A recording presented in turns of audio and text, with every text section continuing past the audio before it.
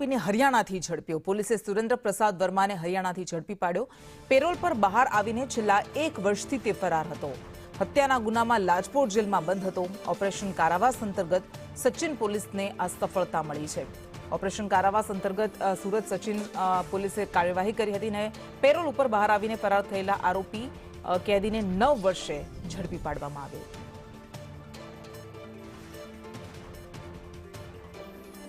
વધુ વિગત સાથે સંવાદદાતા જયેન્દ્ર પાંડે આપણી સાથે જોડાઈ ગયા છે। જયેન્દ્ર, કેવી રીતે સુરત પોલીસે કામગીરી કરી અને 9 વર્ષથી જે ફરાર હતો એને ઝડપી પાડ્યો?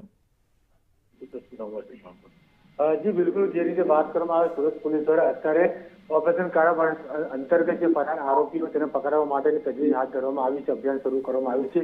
તે પેરોલ પર છૂટેલા જેટલા આરોપીઓ હોય છે તે હાજર નહીં ફરાર થઈ જતા હોય છે, ત્યારે તો જે રીતે પેરોલ બહાર આવી એક આરોપી જે ફરાર થઈ ગયો છે, સુરત ક્રાઇમ સચિન પોલીસ દ્વારા ચોક બજાર 15 ખાતે ઝડપી પાડવામાં આવ્યો। તેનો વિડીયો પણ સામે આવ્યો છે।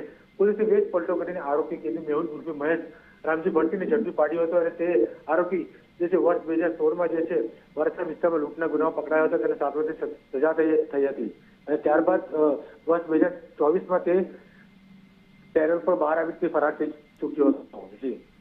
જી આભાર।